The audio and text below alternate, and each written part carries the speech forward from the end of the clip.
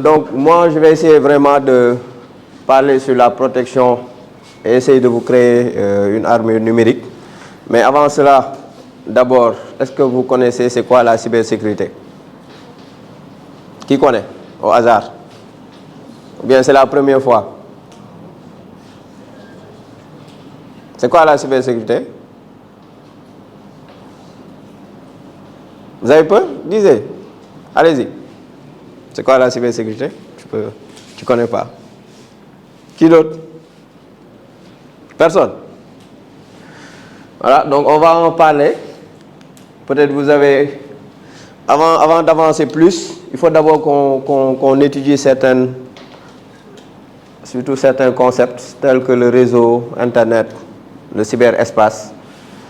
Donc aujourd'hui, quand on parle de réseau, avant même d'aller sur le réseau informatique, le réseau sert, en fait, c'est un ensemble d'individus qui se lient dans le but de pouvoir vraiment échanger de l'information, échanger d'autres choses. Maintenant, cette pratique a été implémentée sur la partie informatique et on parle de réseau informatique. Donc, quand on parle de réseau de maison, on parle de LAN. Donc, local, area, network, ça veut dire que c'est un réseau local. Et l'ensemble de ces réseaux locaux ont formé ce qu'on appelle des réseaux de ville. MAN. Donc, métropolite, area, network. Et après, leur association a créé le WAN. Donc, qui est Internet que vous connaissez.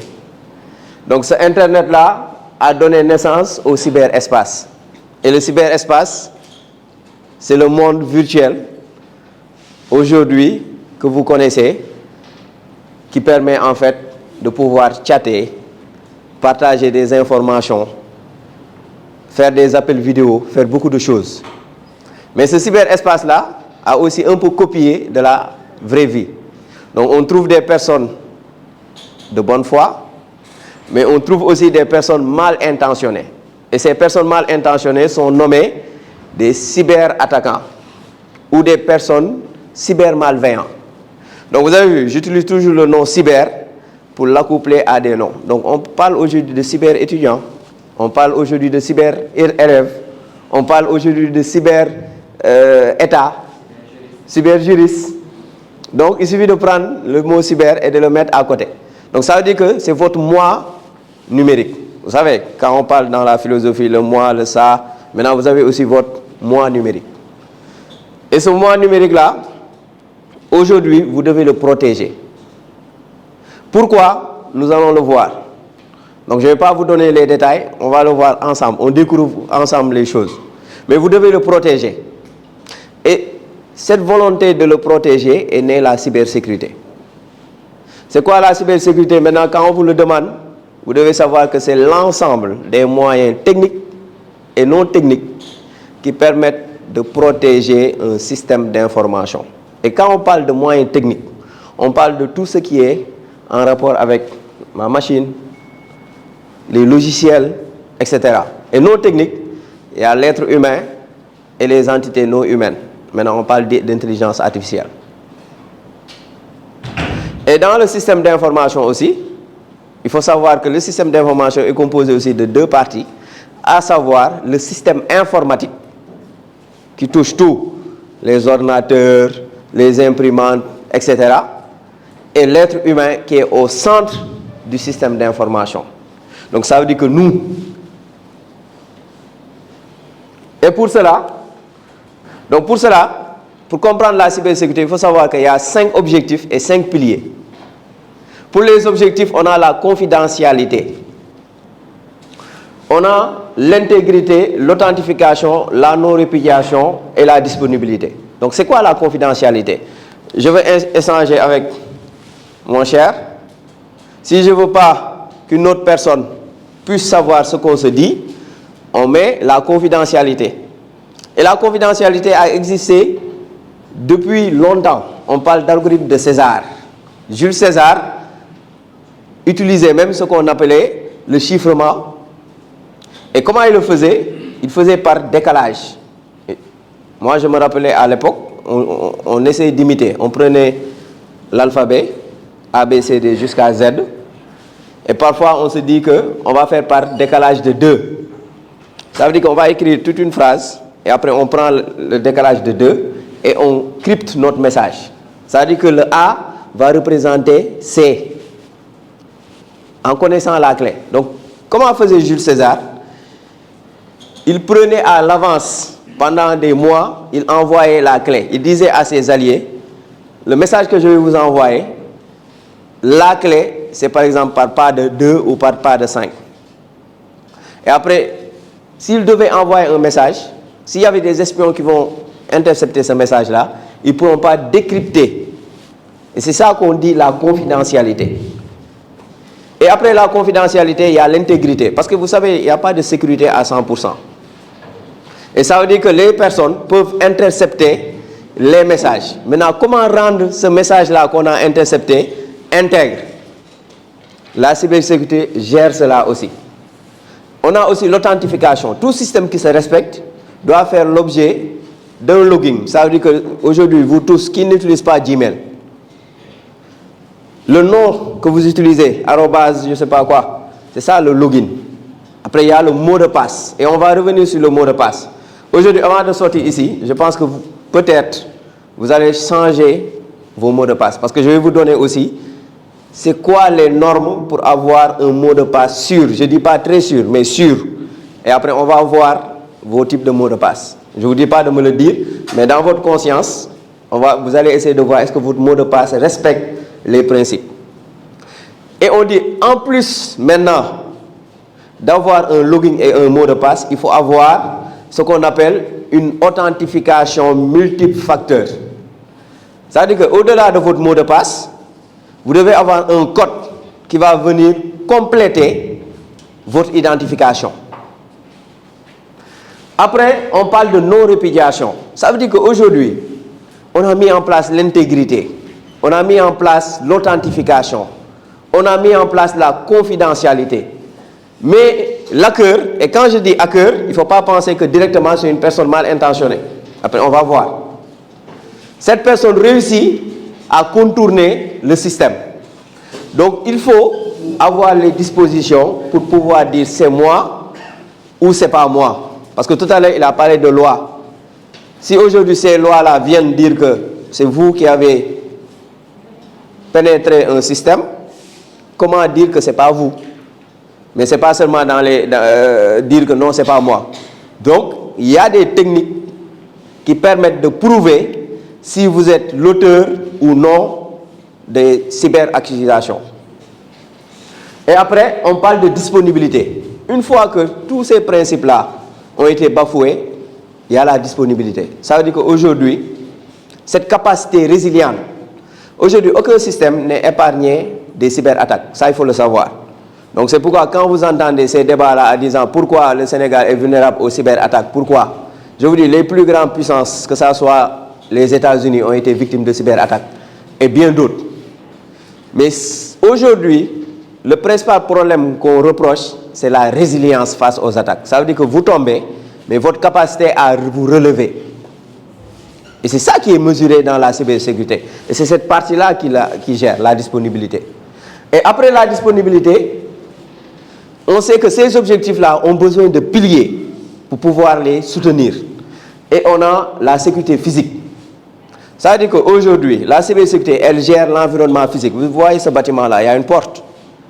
S'il n'y avait pas de porte, on laisse les machines comme ça, chaque personne va venir, peut-être une personne mal intentionnée va amener les équipements. Donc il y a une porte. La cybersécurité définit pourquoi on a mis cette porte. Elle définit les normes, comment cette porte-là, on doit la mettre en place.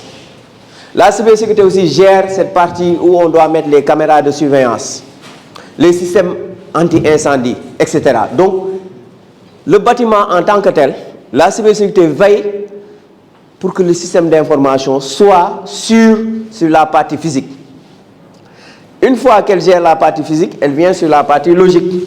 Ça veut dire ce qu'on ne peut pas toucher, les systèmes d'information, les logiciels, les systèmes d'exploitation. Comment la protéger? Mettre en place des antivirus. Je pense maintenant au Sénégal, vous connaissez c'est quoi les VPN. Mettre un VPN, et je vais y revenir, la manière dont vous l'avez connu, ce n'est pas sa principale fonction. Un VPN, c'est un canal sûr qui permet de transiter des informations de manière, si les personnes ne sont pas autorisées, ils ne pourront pas savoir ce qui se passe. C'est comme aujourd'hui, je vous donne un exemple. On a une montagne.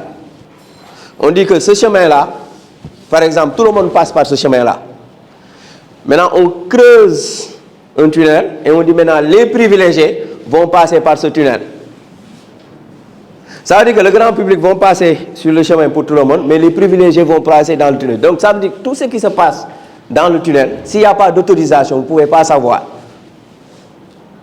C'est ça le rôle de VPN. Avant même de pouvoir translater l'adresse IP, ça veut dire que quand vous avez une adresse IP qui a un identifiant sénégalais, on le change et ça devient identifiant États-Unis ou autre. Ça, c'est ces autres mini-fonctions. Après cela, on a la sécurité communicationnelle. Les échanges doivent être protégés. Et ça, c'est très important.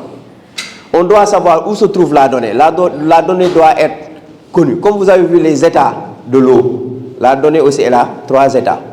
Elle est en traitement, elle est en transition et elle est au repos. Ça veut dire que quand on le met dans un disque, dans un coffre-fort et on garde. En traitement, quand on modifie, on est en train de faire. Et en transition, quand on envoie. Et la sécurité gère tous ces 3 étapes. Comment la sécuriser en ligne? Après, nous avons la sécurité juridique. Je ne vais pas y revenir, je vais sauter parce qu'on l'a déjà dit. Et la sécurité humaine. L'homme est au centre du système d'information. Et je le répète, aujourd'hui, on peut acheter des logiciels cyber-intelligents, on peut acheter ce qu'on appelle des firewalls, c'est des équipements de sécurité ultra chers. Mais si l'homme qui gère cela n'est pas formé, n'est pas accompagné et n'est pas sensibilisé, l'homme peut être le maillon le plus faible de ce système d'information. Il peut nuire au système d'information. C'est pourquoi l'homme doit être formé. Et c'est ça l'objectif. Une fois qu'on termine cette partie, on va voir aujourd'hui comment avoir un bon mot de passe, les bonnes pratiques. Et c'est essentiel.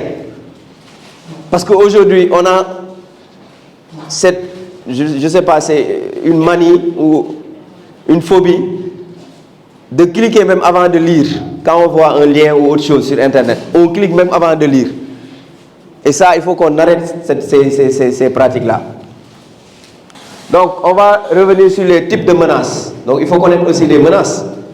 Nous avons ces menaces-là, c'est des menaces qui sont basées sur des signatures numériques. Après, vous allez voir que les menaces ont changé. Nous avons des virus et des vers. Ils font presque la même chose que ce qu'un virus ou un ver fait dans la vraie vie. Le virus informatique rentre dans le système, se cache, se multiplie, affaiblit le système et après une autre menace va venir faire tomber le système. Un ver informatique, c'est la même chose. Dès qu'il est dans votre système, il va commencer à manger vos fichiers. On l'a conçu comme dans la vraie vie. Cheval de Troie. Qui connaît l'histoire de la guerre de Troie? Qui connaît? C'est la même chose. Vous allez voir un logiciel qui semble être un logiciel parfait, mais on a caché un code malveillant dans ce logiciel. Et après, on a l'hameçonnage, phishing. L'APA. On voit que ils sont du Britannique militaire. On va vous envoyer un phishing en disant qu'il y a l'école de guerre de Paris qui fait un concours et qui veut recruter les meilleurs étudiants du Sénégal. Avec un mail, tout est OK. On vous dit inscrivez-vous. Et derrière, il commence à imaginer. C'est ça qu'on appelle la manipulation, l'ingénierie sociale. Pour voir des personnes qui vont commencer à arnaquer ou prendre des données sensibles. On a parlé des données personnelles et des données dites sensibles. On a aussi les rançons logiciels. Donc je pense maintenant, vous connaissez, au Sénégal, on parle maintenant de ransomware, rançon logiciel. Donc c'est des codes malveillants qui viennent dans votre système, qui prennent vos données et qui les cryptent et qui demandent de payer. Sinon, vous n'allez pas avoir accès à vos données. Et vous savez, les chiffrements là, surtout les nouveaux chiffrements là qu'on a, les MDL5, les SHA-1, etc., avec des ordinateurs classiques, ça veut dire que les ordinateurs qui sont là, des iCore 5, etc., si vous voulez décoder sans avoir la clé, vous risquez de faire minimum 20 ans. C'est pourquoi maintenant, il y a des ordinateurs qui sont sortis, les ordinateurs quantiques. Et ces ordinateurs-là commencent à devenir un véritable fléau. Après, nous avons les attaques DDoS. On a un service. Le service dit que je prends, par exemple, 100 personnes. Moi, je viens avec 1000 personnes. Est-ce que ce service-là pourra gérer? C'est ça, DDoS. Un serveur qui est une machine puissante qui donne des services. On l'attaque beaucoup de requêtes et le serveur tombe. Et on a les IA malveillants. Donc l'IA est venue. Toutes ces menaces-là deviennent maintenant intelligentes. Et maintenant, les menaces ne sont plus basées sur la signature. On ne peut plus reconnaître que c'est un ver, un virus ou autre. Mais maintenant, c'est des menaces qui évoluent. Les APT, menaces avancées et persistantes. Maintenant, les types d'hackers. C'est pourquoi tout à l'heure, je vous disais, quand on entend hacker, il ne faut pas dire que tous les hackers sont méchants. On a les chevaliers blancs, les white hats. C'est des personnes qui sont là pour défendre le système d'information. Quel que soit le prix, ils vont défendre le système d'information. C'est pourquoi on dit que ce sont des hackers éthiques. Et tout le temps, j'ai l'habitude de taquiner mes étudiants en leur disant, pour être un white hat, il faut que vous soyez soumis un jour à un fait où quelqu'un va vous appeler, faites-moi ceci, je vous donne 100 millions. Est-ce que vous êtes prêt à laisser les 100 millions et à dire que je vais protéger mon système d'information? Si vous le faites, vous serez un white hat. Sinon, vous êtes un grey hat. Le matin, il travaille pour défendre, le soir, il attaque. Ou il vend les données. C'est ça un grey hat. Et après, on a un black hat. Cette personne, elle est malveillante de nature. Il use de tous les moyens, même tuer, kidnapper, faire tout ce qu'il veut pour réussir les attaques. On a aussi les activistes. C'est des activistes qui ont des capacités en hacking. Donc, ils veulent dénoncer quelque chose, ils hackent. On a les script kiddies. C'est des jeunes qui apprennent le hacking et quelques codes et ils l'utilisent sans savoir ce qui se passe derrière. Et on a les cyberterroristes. Ils attaquent des États.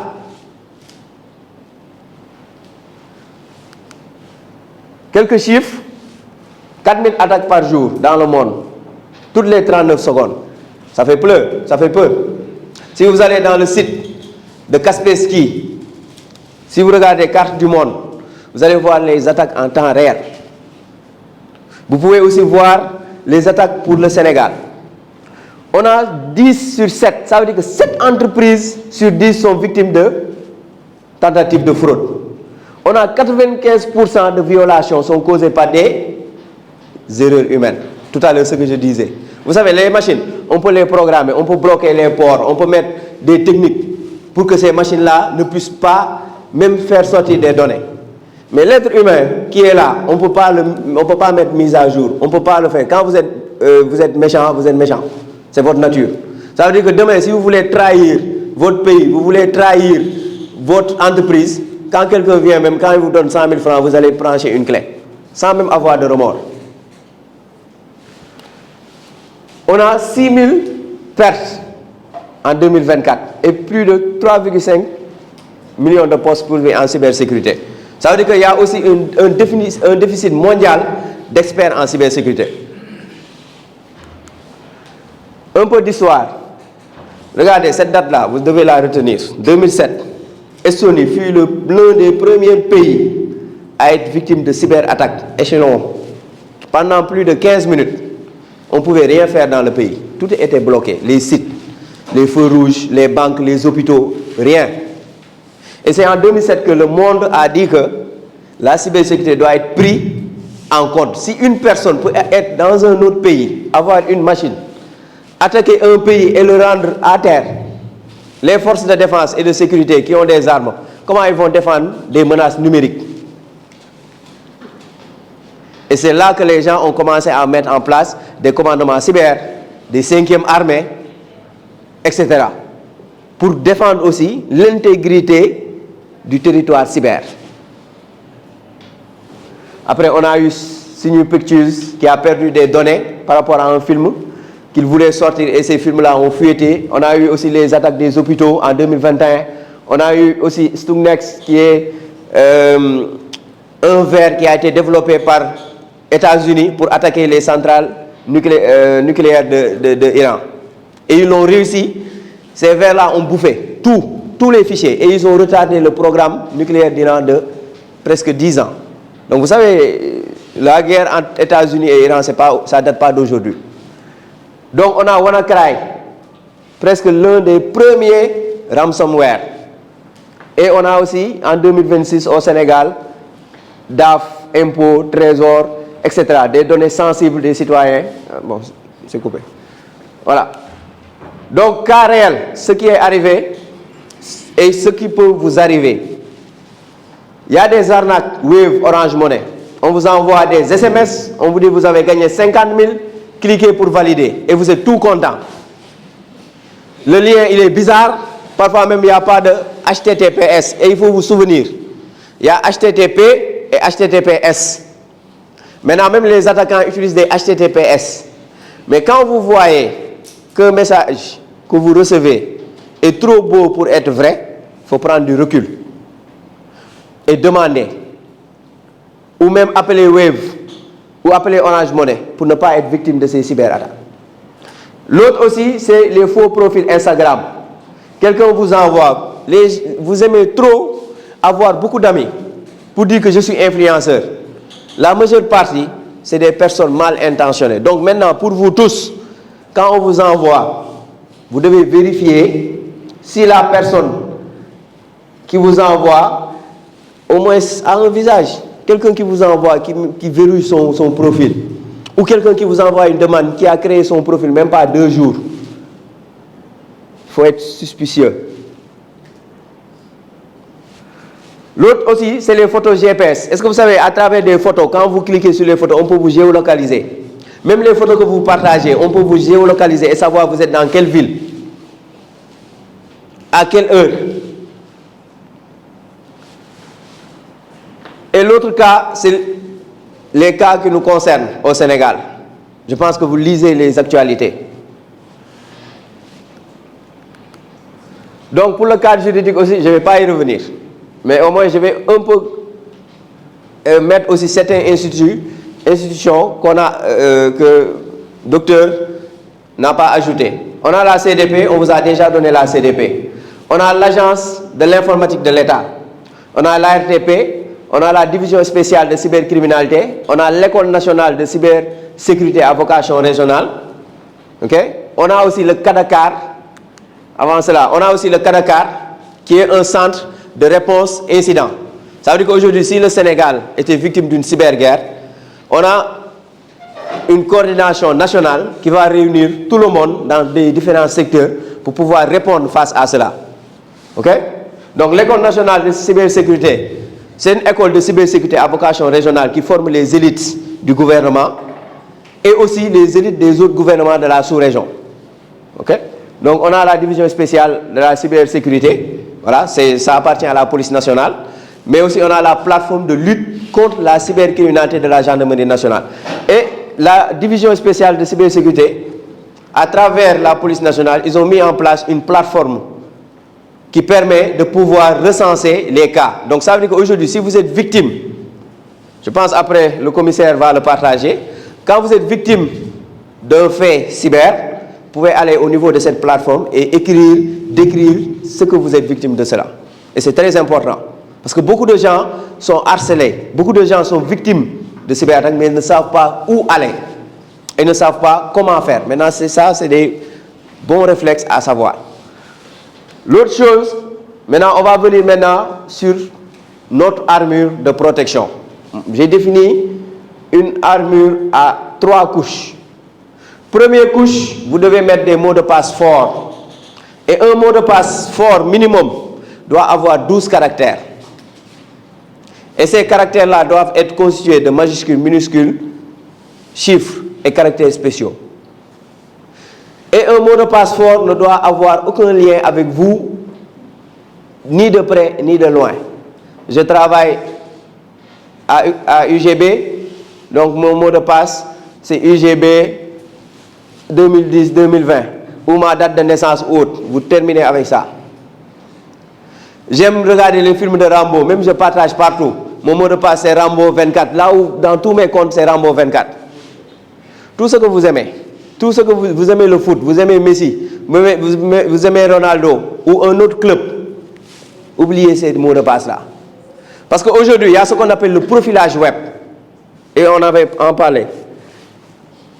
Les hackers, d'une manière générale, s'ils veulent connaître quelque chose sur vous, avec votre nom, votre prénom, ils vont commencer à vous profiler, à chercher sur les réseaux sociaux. Cette personne-là aime quoi? Qu'est-ce qu'il veut? Et ils vont prendre toutes ces données-là. Et maintenant, il y a l'IA qui est là, il lui donne. L'IA va tout préparer et va dire qu'à 80%, cette personne-là, vous pouvez l'avoir comme ça. Et il va même sortir des types de mots de passe peut-être que vous allez avoir. C'est ça qu'on appelle l'attaque par divination. On n'est pas des devins, hein, mais on peut deviner. C'est des mots de passe qu'on crée. AZERTY, passé 1, 2, 3. C'est des mots de passe que vous aimez. Le nom de votre école, de votre mère, de votre père, de votre femme, de votre oncle, etc. Ou d'une personne que vous aimez, automatiquement vous mettez son nom. Parce que vous savez que vous n'allez pas oublier. Vous terminez avec ça. Le meilleur plat que vous aimez, vous terminez avec ça. Le président de la République, ne mettez plus le nom. Vous êtes sénégalais, vous oubliez, vous êtes sénégalais. Un mot de passe fort, c'est un mot de passe qui n'a aucun rapport avec vous. Un mot de passe même qui peut vous causer des problèmes pour le retenir. C'est ça un mot de passe fort. Mais tant que vous allez avoir un mot de passe qui a un rapport avec vous, vous n'avez pas de mot de passe fort. Donc, dans cette salle-là, qui a un mot de passe fort après ce que j'ai dit? Qui lève la main. Une seule personne. Donc, tout le reste, c'est des mots de passe. Donc, il faut changer. Il faut changer. Quand vous partez à la maison, il faut changer. Ça, je vous le dis. Il faut vraiment chercher quelque chose qui n'a aucun rapport avec vous. Quelque chose même que vous détestez à la limite. Et que vous ne montrez pas. C'est bon? On dit aussi qu'il faut avoir une double authentification. Et ne jamais réutiliser un mot de passe. Dès que vous faites un mot de passe, ne le prenez pas encore, vous modifiez. Par exemple, Tarzan 2020, Tarzan 2022. Quand vous changez 2024, comme ça, non. Et aussi, il faut avoir 2 mails. Même si ce n'est pas des mails pro, vous devez avoir un mail, c'est seulement pour les réseaux sociaux, que vous allez ouvrir sur vos WhatsApp, Facebook, tous les autres. Et un mail que pour professionnels, que vous allez partager à vos professeurs. Tout ce que vous inscrivez de manière professionnelle, vous l'utilisez pour ce mail-là. Et ces mails-là n'ont aucun rapport. Le mot de passe ne se ressemble pas. Les comptes ne sont pas associés. Vous devez séparer votre vie publique et votre vie professionnelle à travers les mails. Qui a 2 mails, qui utilise un seul mail pour tous ces réseaux sociaux, vous changez. C'est bon? À partir d'aujourd'hui, vous changez. Un mail pour vos réseaux sociaux, tout ce que vous faites en ligne, etc. Et un autre mail que pour le professionnel. On est d'accord? L'autre, ça c'est la première couche. Maintenant, on va aller dans la deuxième couche. On dit qu'il faut mettre à jour vos applications chaque semaine. Dans votre téléphone là, parfois vous voyez, le téléphone vous dit mise à jour, vous dites, ah, j'ai pas d'espace. Ou l'application vous demande mise à jour, vous dites, vous arrêtez. Il faut mettre à jour, il faut chercher des espaces. Il faut supprimer les vidéos inutiles.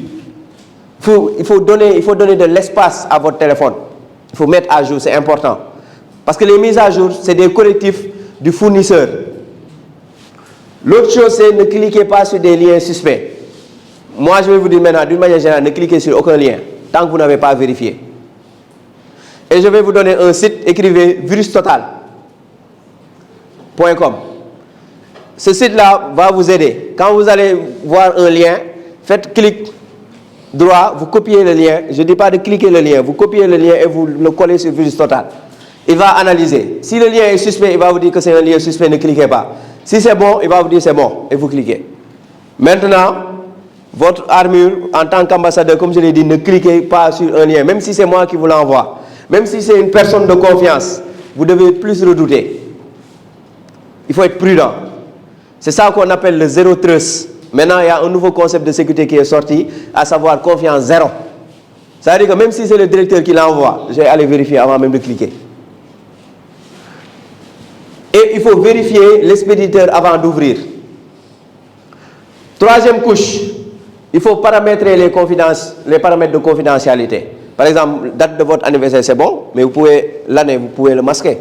Certaines photos, vous pouvez le masquer. Certaines publications. Donc, même le cercle de vos amis qui voient vos publications, est-ce que vos amis, avec leurs propres amis que vous ne connaissez pas, etc. Les demandes d'amis, ainsi de suite. Les publications, qui peuvent reprendre vos publications. Tout ça, il faut paramétrer. Il faut mettre des authentifications double facteur. Je vais vous donner un exemple simple. Allez-y sur YouTube.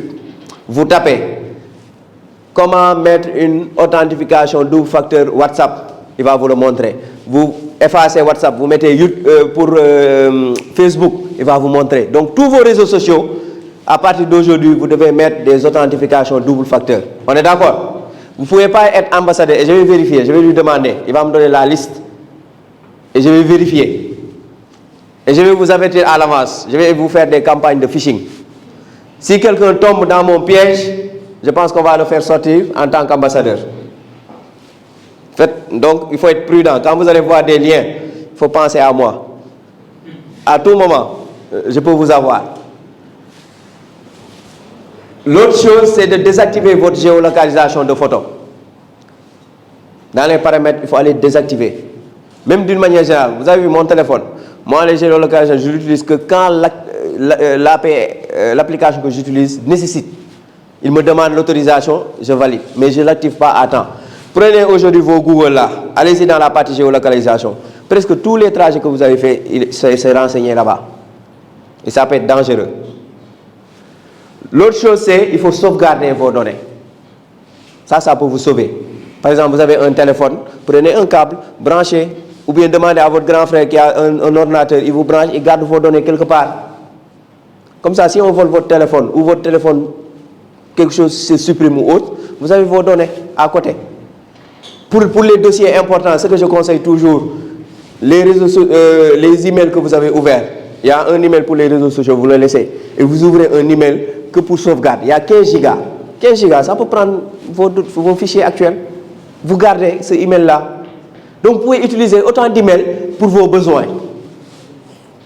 Mais ne prenez jamais l'email que vous utilisez pour les réseaux sociaux, que vous utilisez pour Instagram, pour autres, pour sauvegarder vos données. C'est là que se trouve le danger. C'est bon? J'ai vu des gens écrire, il y a d'autres qui n'écrivent pas. J'espère que vous retenez, vous êtes des ambassadeurs. Parce qu'il y a des questions qui viennent. Donc après ça, pour les cyber-hygiènes, à faire, c'est ça que vous devez faire. Un mot de passe fort. Activez votre MFA, faire à jour. Lien suspect, Wi-Fi, géolocalisation. N'y touchez plus. Keys. On vous dit, un inconnu te demande ton code. Multiple facteur ou double facteur. Qu'est-ce que tu fais? Tu lui donnes le code? Qui dit oui? Qui dit non? Ah, mais vous ne pouvez pas. Tu es d'accord? Tu lui donnes? Un inconnu te demande? Non. Qui d'autre? Je veux voir les mains levées. Soit c'est non, soit c'est oui. Qui est pour oui? Qui est pour non? Ah, vous avez compris. Tu reçois un lien SMS Wave 50 000 à valider via un lien. Tu fais quoi? Et ça s'affiche Wave. Wave, hein? Ça s'affiche Wave. Alors que vous n'avez même pas validé. On vous envoie. Qu'est-ce que vous faites? Est-ce que vous allez valider? Qui ne va pas valider? Voilà. Il faut savoir qu'il y a ce qu'on appelle du spoofing ID. Il y a des gens qui sont capables, avec des plateformes, de pouvoir usurper temporairement n'importe quel ID. Comme ça, quand on vous envoie le message, vous allez voir par exemple Wave qui apparaît. Mais ça ne veut pas dire que c'est Wave. Donc il faut toujours être sur vos gardes. C'est bon? L'autre chose, ton mot de passe Instagram. Vous validez? 1, 2, 3, 4, 5, 6. Qui valide? Qui ne valide pas? Nickel. On vous dit, tu postes une photo avec géolocalisation activée. Quel est le risque? Je l'ai dit tout à l'heure. Quel est le risque? Oui. Déjà mal intentionnés peuvent retracer votre chemin. Super. Une mise à jour est disponible sur votre téléphone. Tu l'installes quand? Jamais. Qui est pour jamais? Dorénavant, vous allez l'installer? Ok. Ça, c'est votre serment. Et vous allez jurer ce serment-là ici. Allez, répétez. Voici le serment. Vous le dites tous ensemble. Serment de l'ambassadeur numérique. Allez-y. Je ne vous ai pas entendu. Non. Si vous avez peur de dire le serment, je veux que ça soit vos voix fortes. Allez-y.